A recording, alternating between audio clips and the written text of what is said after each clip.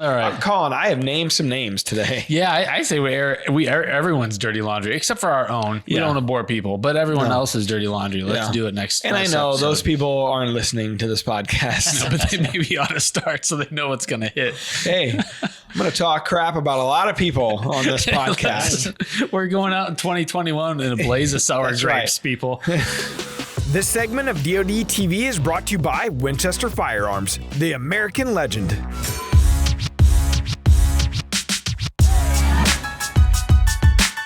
What's up, everybody? Welcome back to the Drury Outdoors 100% Wild podcast, powered by DeerCast. This is episode number 241, as they say in South County, that's right. St. Louis. That's right. I'm Tim Chelsvik. I'm Matt Drury. We have a special guest in studio with us today, Mr. Jason Gilbertson from Winchester Ammunition. What's up, guys? Nice to have you. Hey, thanks. Had no idea I was going to be on, but I appreciate it. It's exciting. No one ever really does. No, we did this to trick him. We did this to Coon Dog. You and I were talking about Coon Dog. We literally did this last week to him. He was in here doing an interview. Or no, he was dropping off his footage from all his kills. And I was like, hey, sit down. He goes, oh, what am I doing? I was like, you're doing a podcast. We had the HVAC guy in earlier. I was really close to asking him. That's right. Hey, what's your name? Hey, would you like to be on a podcast? See you hunt. So, Jason's like, so what are we going to talk about? And I thought, we won't get you in trouble, but it's a good opportunity. You were in shooting interviews for Winchester and Drury's Natural Born, which we're getting ready to air a brand new season over on Sportsman's Channel. And you had to do some interviews for that. And so figured, what the hell, you're here. Let's do a podcast. And as Tim mentioned, we have a little bit of experience with the new 6.8. And, I just got a question on social media this week through the Drury channels about what it's comparable to. And I thought, hey, this would be a good opportunity. Have you on, talk about it a little bit and just shoot the breeze. Yeah. And if folks want to listen to a really in-depth conversation about the 6.8 Western, I'll link it in the show notes. We had a long conversation about it. Gosh, was it back in January or February? Yeah. So something like that. Yeah. We've been talking about this for a long time. But now that it's out there and people actually can use it and I've actually shot it, I feel like, hey, I'm not an expert. That's right. But I have killed something with that gun. I saw it shot when I was over at Nilo. Yeah. That's right. That's right. Yeah, we did some demos. Fun to watch. There. Yeah, we did some demos. That's right. Sweet. Well, let's get to welcoming our newest Rack Pack members. And I should say, we have crested a mile mark. What is it? 500? Over 500. Look at us. So Jason, you're probably not in tune with this yet, but we started a private Facebook group for very private the podcast listeners. And so what was it called originally? The Crew. 100% Wild podcast. We had Dad on the podcast. He's like, you should call it the Rack Pack. So we changed it. Of course, when the old man winter speaks, you listen. Mm-hmm. So it's the Rack Pack. And all you got to do is search. I'll look for it. Please do. Yeah, apparently Coon Dog's in there now. So. Yeah. Well, see, Coon Dog wasn't in there. And when he came in, we made fun of him for not being one of the cool kids. Made fun with him. With him, it's different. And he's in now. Okay. So I expect to see you in there. I have my mission after this. It'll change your life. Yeah. Debatable. So anyways, there's something important though about, so we always introduce some of the new followers in the Rack Pack and say thanks for joining, all that stuff. But this week it's actually sponsored. I brought Sportsman's Channel up earlier. I didn't even think about this connection, but this is brought to you by Sportsman's Channel, your home for everything red, wild, and blue. Okay. And what? And you're home for Winchester and Drury's Natural Born. Well, that's right. That's the tie-in. Yeah. And I didn't even plan any of that. The synergy here is incredible. Through the roof. Mm-hmm. So, all right, let's welcome the newest Rack Pack members. We got, so did you put somebody, a fake? Okay, I see. He always puts one fake name in here to try to throw me off. So you guess which one it is. This is going to be a pop quiz. It's a little whimsy I think people love. All right. Daryl Cunningham.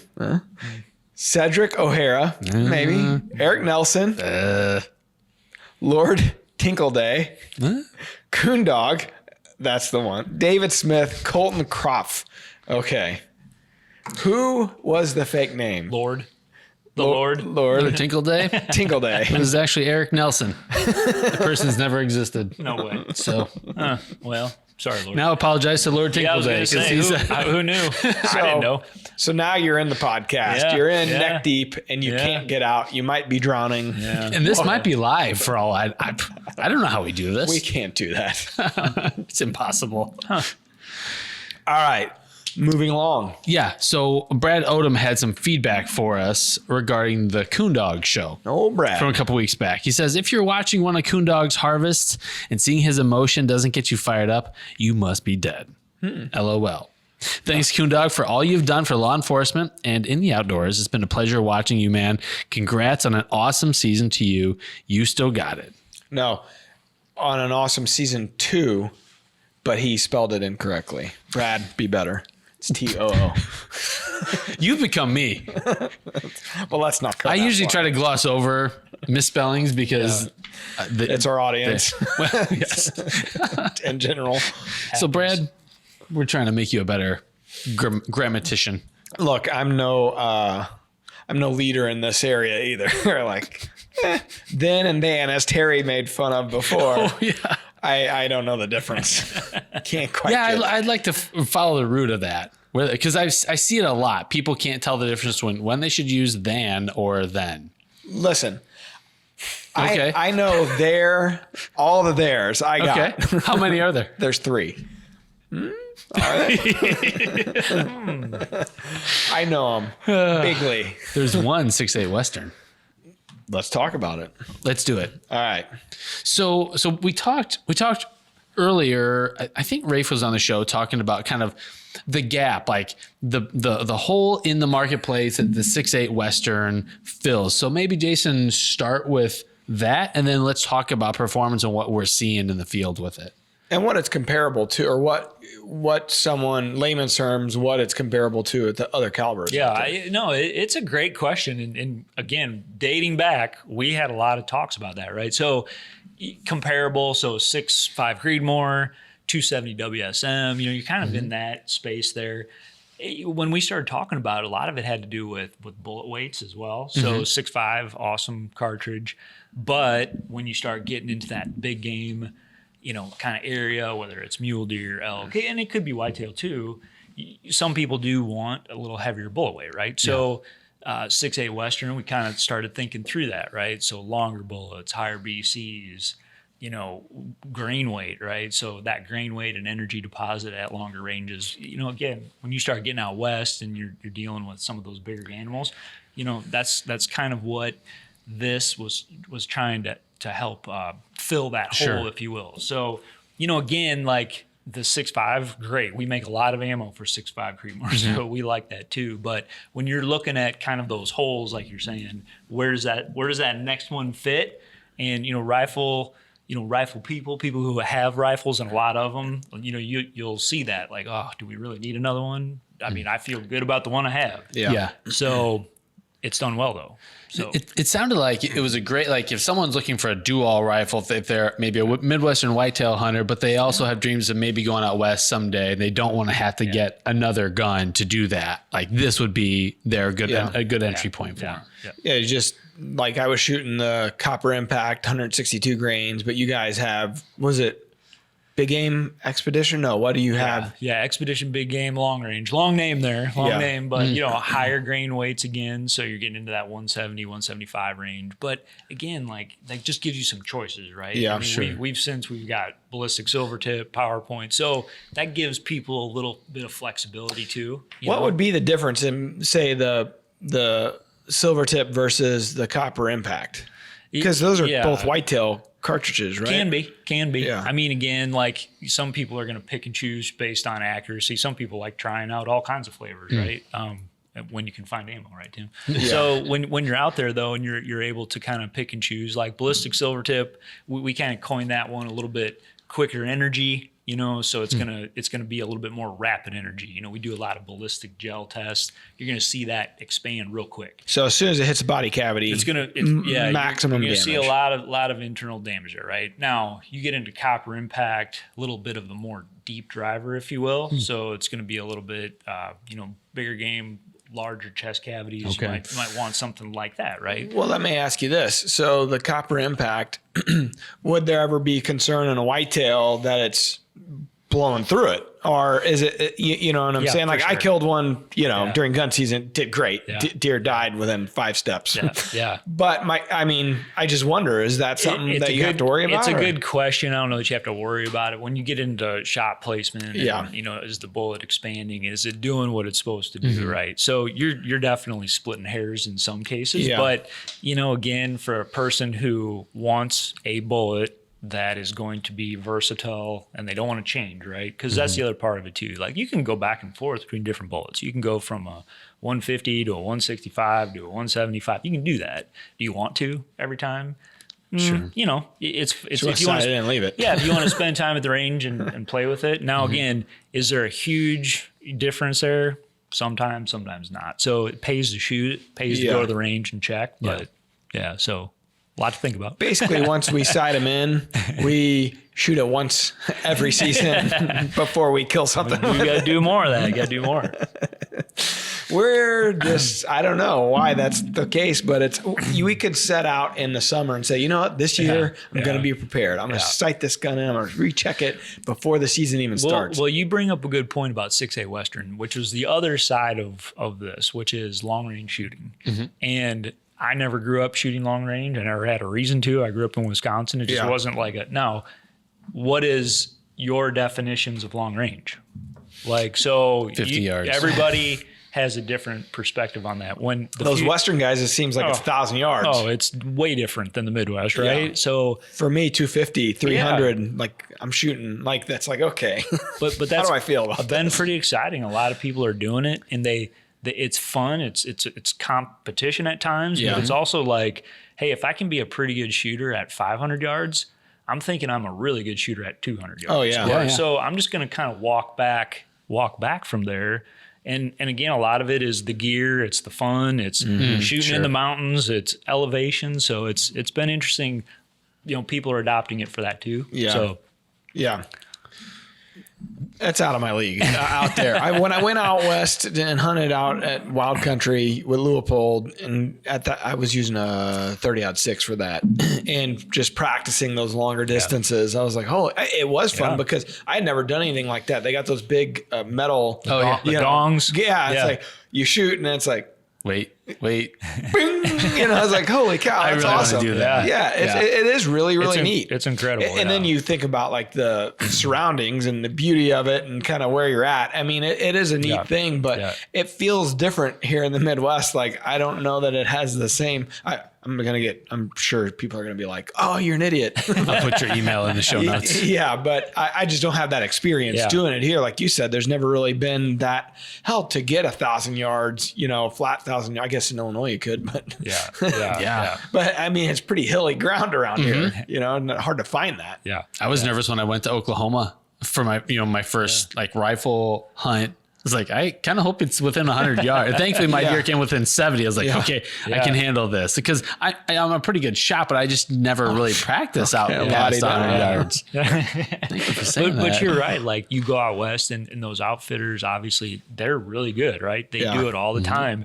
And a lot of the questions right away when you walk in is, well, how comfortable are you at X range? Or like, how far do you want to shoot? Yeah. And that's one of those answers, like, for sure, me, I've had to like really think about like, what do I want to tell this person? Because a lot of it is, I like to bow hunt like you guys. Yeah. I like to be close. Yeah. So if he says 600 yards, I'm thinking, how about we do about 3? Yeah. For me, now practice more, maybe longer, but not much for me at least. So. I am amazed at people that can effectively shoot those longer distances and hunt at those. I mean, you hear those big game guys shooting stuff at 800 yards and I think twice. Or I just, for us in filming, and that's not really applicable and never has been. So I've never even thought about. See that little speck up there on the horizon? Yeah. I dropped him. That's an elk. I'm always amazed, like Brian Weiss on our team for Critical Mass. He's South Dakota, Montana. Nebraska. Like he's always shooting 350, 400 yards and it still looks good on camera. I mean, he does a good job, but he's a hell of a shot. Yeah. And it's amazing. I just, that's out of my range. It's a long ways. Yeah. It's a kind of confidence, especially when you start factoring wind and elevation and stuff. I couldn't hold a gun steady like that. I mean, you really got to think, like, it's interesting because like the Tacticam, the FTS that they have where you could put it on your scope and really see how much you're moving. Like it's shameful. I'm like, damn, I'm a shitty shot. How do I ever kill anything? I have like a circular float and I always pull the trigger at the right time. But when you get out in further distances, you can't do that stuff. No. I mean, you can get away with it at 150, you know, and in, but it's pretty eye opening. Honestly, it's like, all right, I'm a shitty shot. Yeah, I've had to really, the only thing that saved me to that is now, if that's presented to me, I do everything possible to take my bag. And if I'm laying on a rock or I'm laying on the ground, I just, to your point, I feel better. Yeah. Like I don't want any wobbling. I just need to be solid. And if it takes me another 2 to 3 seconds to do it. Yeah. Yeah. Yeah. The only time I've had a bad experience gun hunting is rushing a shot or a long distance shot. And it's like, you know what? This ain't good for the animal. It ain't good for me. Like this is, you got to know, like I don't shoot enough, as I already said, to be able to do that. There's plenty of people that can do that all day long, but just like shooting a bow, you better be shooting a lot to, you know, for the animal's sake, to be comfortable doing it. Yeah. You got to be confident making that shot. So we should probably talk about, I know one of your favorite words when it comes to shooting a gun is, when it comes to the report, the bark. This is an inside joke because the scripts that I have to read for, I'm one of the hosts that I get to read for Winchester and Drury's Natural Born is not written by me. Okay. And so when I'm reading them on the teleprompter, it's been every week. And like starting in like week 3, I started saying to take them out.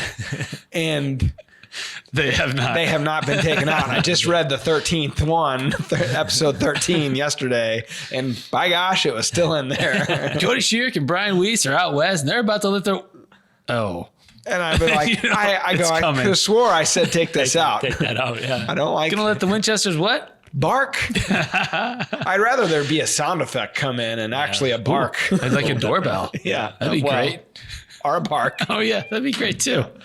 So inside. But what about like the concussion or the percussion from the shot? Hopefully like, it doesn't give you a concussion. That'd be bad.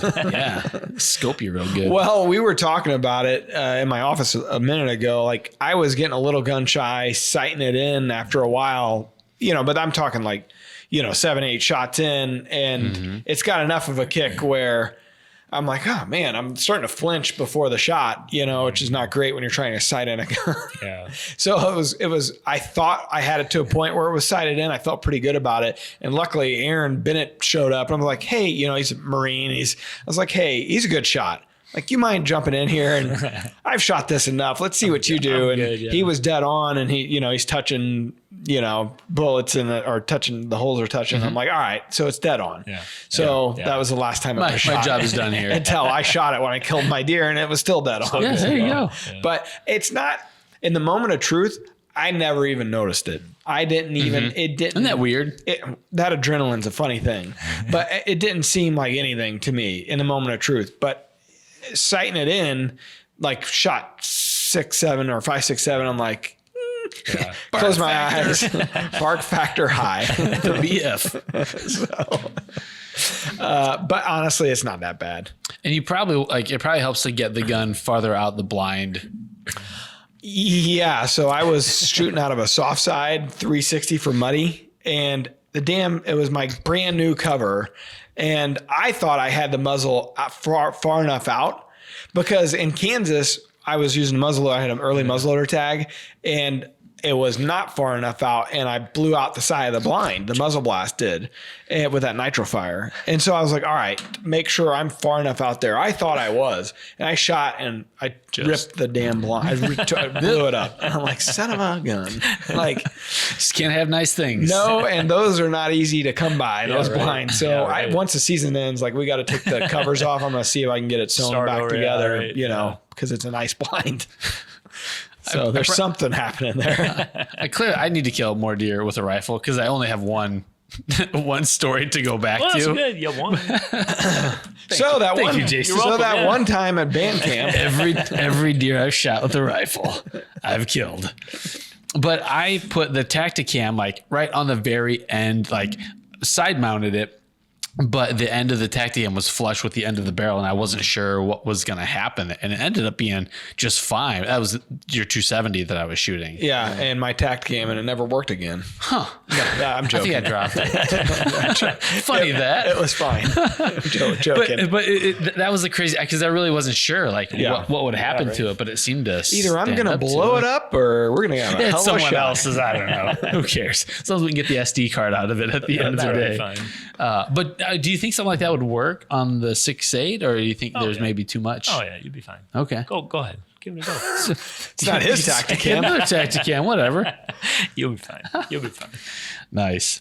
Well, Just don't put a blind. Don't just be at the edge of your it's blind. outside of the Yeah. Shoot it from a tree. do you guys want to help out our buddy Sam with the question of the day? No. Gotcha.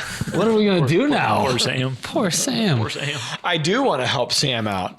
All right. The question of the day is probably brought to you by Cold Steel. Real blades for professional hunters. That's why Tim doesn't have one. Boom. One rifle kill though. Yeah, I mean, proficient. Listen, he's the best killer we got right now because he killed a deer out of a saddle, which obviously makes it on public ground. Yeah. More of a man than you and I will ever be. For sure. And then he killed another great deer, a really awesome buck, on 9 acres of property in suburbia, St. Louis. I did see that. Congrats. Thank you. Like, walk past the chicken coop and get him. That is pretty amazing. So he's sure. obviously the better man here. Just wait. I'm going to screw something up royally. Like, I can't have this nice of a season. I've got to do something. I can't wait. Like, I'm going to shoot the neighbor's like pygmy short horse drive. or something. It was brown. I remember when I had my first beer. Yeah. All right. First rifle kill. All right, so let's get it, Sam. Yeah, hi, my name is Sam Fox from Heinsberg, Vermont. I'm calling to see your opinion on a good youth rifle for a small youth female hunter. A good deer rifle for the youth, like 5 foot, 8-year-old, 5 foot tall, youth female hunter. Thanks. That is a great question. We got a great guest for this question. Jason? I have my thoughts, but let's hear his first. You're up. Sam. All right.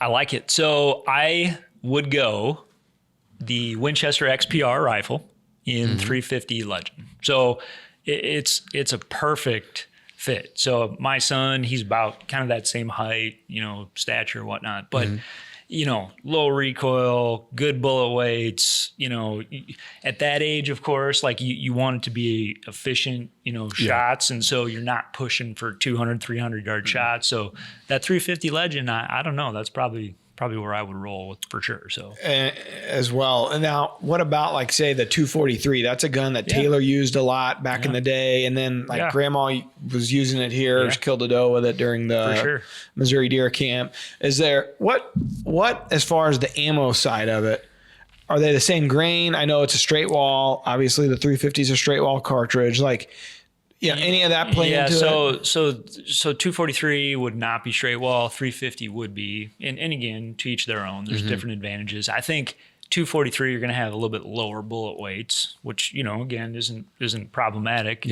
Shot placement and whatnot. Recoil will probably be very similar, but the 350 the bullet weights are a little higher. So again, just energy deposit, that kind of stuff. But they're both great choices. Even with the higher bullet weight, I wonder what that percussion is on, it doesn't seem like there's much on either. Yeah, there's not. Is there even a difference, frankly? That we always compared it kind of in that space of a 243. It's probably comparable to some degree. We had a 243 prior to the 350 actually that my son was shooting. So, again, those two are probably kind of in the same corner, so to speak. Right? Couple best options. Yeah, for sure. Yep. So 243, too, if you migrate into doing like coyote hunting or things like that, you get a little bit longer range later, probably with a 243 than maybe you would. So some people look at the versatility of both, depends on what you want to use it for. Yep. Sure. So I was just proofing an episode of Natural Born. It's episode 13, I believe, 12 or 13. And Dave Kramer's in it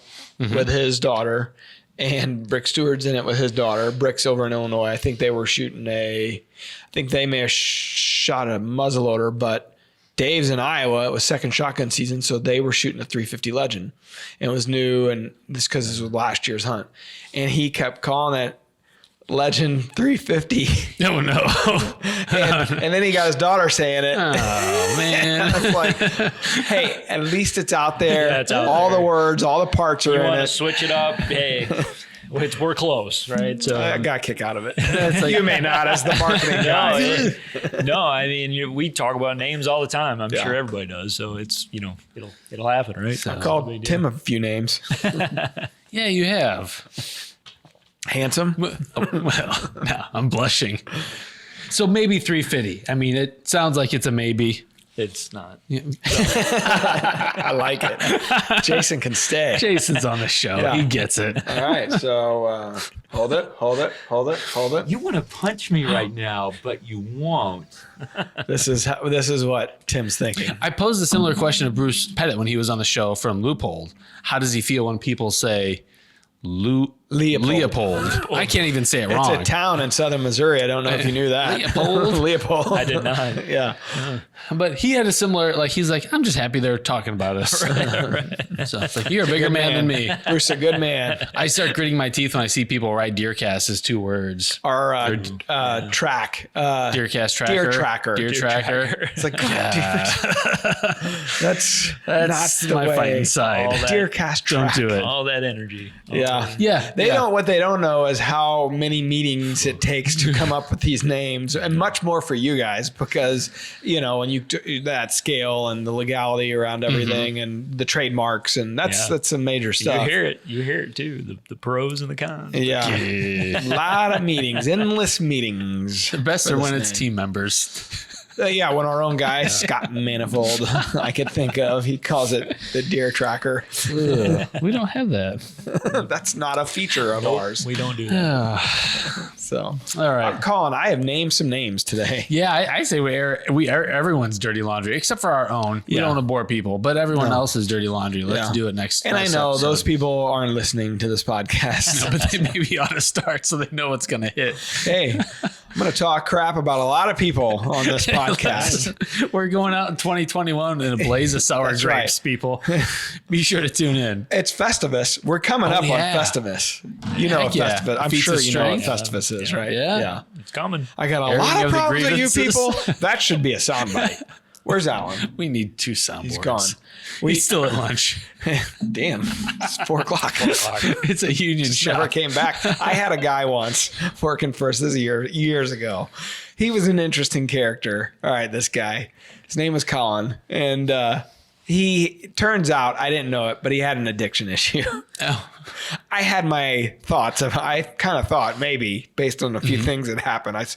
One day he chugged a 2x4 stag in the parking lot that he found underneath the seat. Oh. That was a red flag. But one day it was a payday, and this is before we were doing much direct deposit, so everybody was get checks, and I handed out all the checks, and it was what would it have been? It was a Monday. And I gave out the check, or Tuesday. I gave him his check, and it was lunchtime. And I was driving out of the parking lot to go get lunch, and he gave me the strangest look in the parking lot. And I was like, that's weird. And I went to get lunch, and I got a call from one of the other guys here, and they were like, dude, you'll never believe it. You should come back right away. I was like, all right. So I came back, and there was a handwritten letter, kind of looked like a ransom note on my door. In red. And the guy quit. As soon as he got his paycheck, he left, and I never heard from him again. I couldn't get a hold of him or anything. Weird. Turned out later, many years, so I'm not making light of this part. Many years later, he sent me an email and apologized. He was in AA, and so he had a real issue. But the dude skipped out on town altogether as soon as he got his paycheck. Yeah, I'm out. Yeah.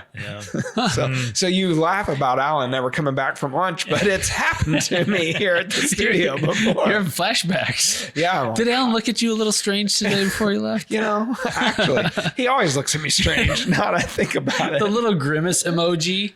that's Alan. That's his. That they pattern that off of him. He sends it to me all the time. I'm like, That's a self-portrait, man. He's got a selfie. Ugh.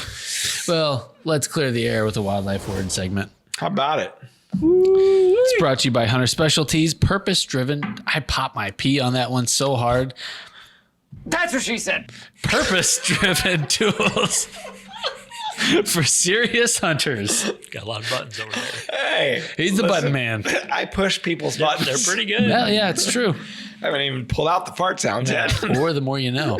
So get that one already. Okay, you go. So deer are incredible athletes. We all know that. And their resting heart rate shows that. But what is their typical resting heart rate? Is it A, 100 to 120 beats per minute, B, 180 to 200, C, 10 to 20, or D, 40 to 50? A lot of numbers in there. What is a deer's resting heart rate? $200 is $200. Whoa. Typical humans usually around 60 to 70-ish. You know that? Well, he looks at that fancy watch of his all day long. Yeah, that's what I do. Where am I at? Hey, it's 4:02. Do you guys know that? What are you at right now? He looked at It's still 4:02. No, the heartbeat. I don't care what time it is. I'm in the 40s. All the time? Well, All no, day. I'll get up to 160, 170. If I'm on the bike and I'm really, pushing it on an uphill, I may touch 180. I'm trying to find mine. I don't know where to find it. It's been a while since I've worked out. Just make up a number, man. It's cool. You're at 66. I'm barely resting. Well, right now, because we're performing, I'm at 69. Okay, I'm going to leave that one. I guess. Are we supposed to answer? We always let the guests go first. Okay, go ahead. Jason's like, is this a thing? Are we Yeah, what supposed are we to do doing this? now? This is a pop quiz. What are we You're doing? failing it, Yeah. Jason. You have to Well, I answer. guess with all that, I'd go D if I had to be in the 40 to 50? Sure. Okay. You sounded incredulous at his answer. You said they're incredible athletes. So he's probably right. I'm going to go on the other end of the spectrum, though. I'm going to go with A, 100 to 120. Okay, so they're essentially hummingbirds. Is that a bad answer? It's very, very high. Well, God dang, Tim. Way to make me look dumb yet again. with the Jason wildlife is the world. winner. Okay. Jason wins a Winchester yeah. Ammunition ball cap. Oh, no. You know what he wins? A Super X 100 anniversary Oh, there hat. you go. Whoa. I will donate that back to the cause. You don't want it? You probably got many. I have a couple. When you got good hair, who wants to wear a ball cap? True. I mean, Well, I mean, still that's wear one. I my still thought. wear one. I still wear Okay. so everybody, you're welcome. This has been a great episode. one. Hey, thanks. Why did you look at your watch when you said that? 404 now. Felt like 20 minutes. Went by, it was just 2. Man, time really. Jason, are you going to be fired when you go back to work possible. when this airs? Possible. Yeah. That option happens You know what? every day. Those guys over You walk there, a fine line. they like us. So I think I They can do. call You it a guys favor. do a great job. You guys do a great job. All the time. Most of the time. Most of the time. Hold on. 60% of the time, it works every time. That's right. Something Make any like that. sense? Yeah. Well, I'd say we pack it in for the day. We should also say thank you for the invite because you did invite us over to Nilo and we had a great time. That was so much fun getting to hang out with like real professional outdoor personalities. People way more important than us, like Ryan Kirby. Yeah. Who are professional? Professional-ish. Professional adjacent. We know professionals. You've heard of them? Yeah. Yeah. It was a ton of fun though. Great. Yeah. Come back. You can come back. Sweet. We hope so. Yeah. It felt so decadent getting to shoot at the pistol range.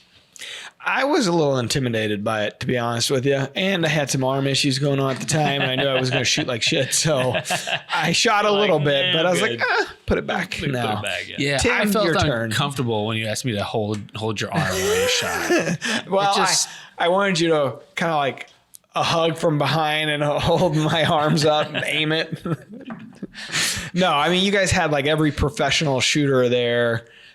The Yackley They're was good. and that Jessica Hook, Kim oh my Rohde. Yeah, Whew. What can you say about the most decorated Olympian of all times? it was great, but they're so humble. Like they're just so Oh, yeah, nice and they're- unassuming. And They're great, but to shoot in front of them, I'm going to pass.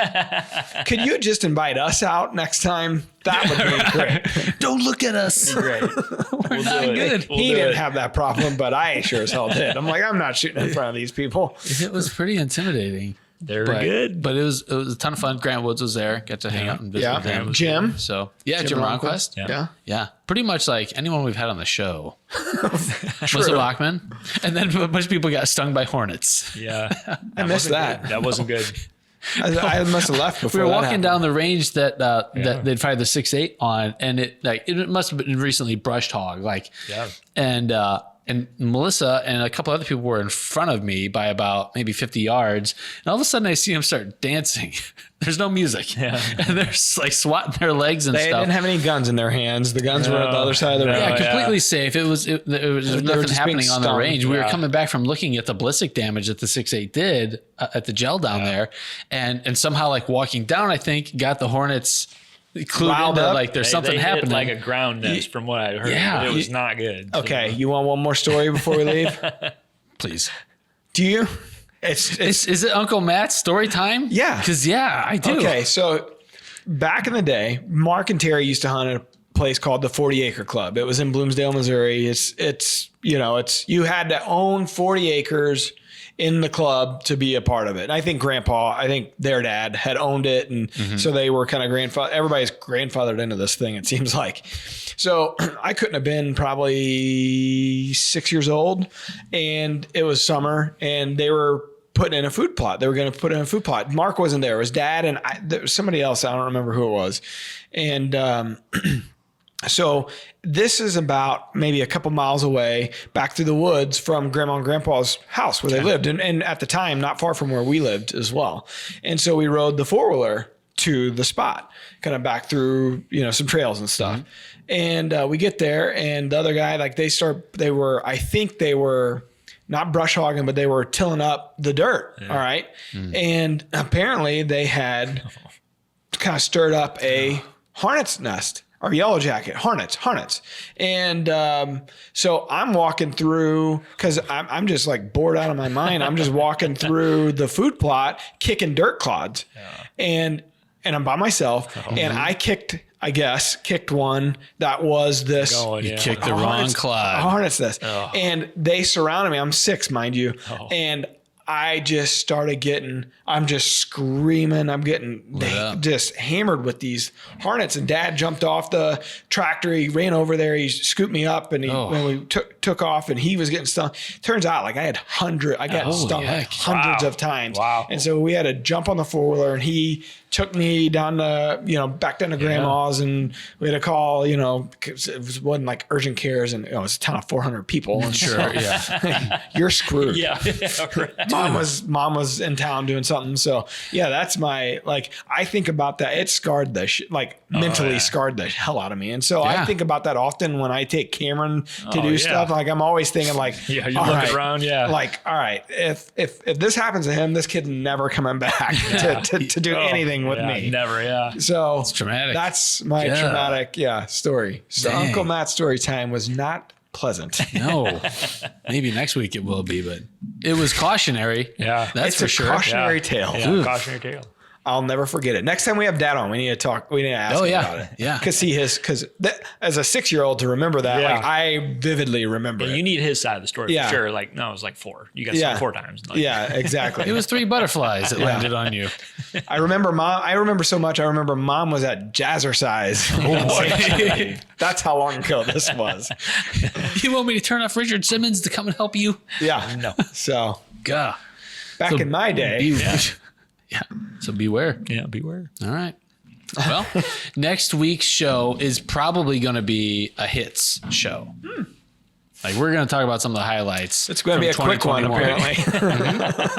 How long do those go? Can't be very long. It's the highlights, he said. It's the hits. Yeah. So be sure to tune in. It's our number 52 episode for the year. I mean, we're cranking these things out one week. It's a lot. Yeah.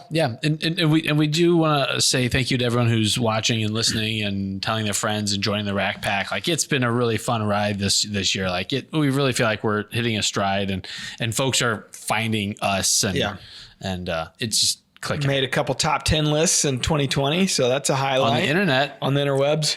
So, all good. Good work. We're big boys. We've talked about that several times. We'll recap all this next week. Yeah. Jason, thanks for coming, man. Appreciate it. Enjoy it, as always. Yep. Until next time. Peace out. Temperatures are going to be dropping. Perfect conditions for the skinny field. Got to focus on those afternoon hunts. Northwest Tree Stand, 5 p.m. It's the easiest decision you'll make this season. Get ahead of your game with DeerCast. How about it, Jason? You did You're it. part of it. Hey, thanks. You brought your A game, buddy. Thank you. A lot of energy you guys have. That was great. Hey, I didn't even get to do any of this, but I didn't Feels want to good, get doesn't you. it? It does. We're adding new videos every week, so make sure to click that subscribe button and check out all of our amazing content. This episode of DoD TV was brought to you by Bass Pro Shops and Cabela's.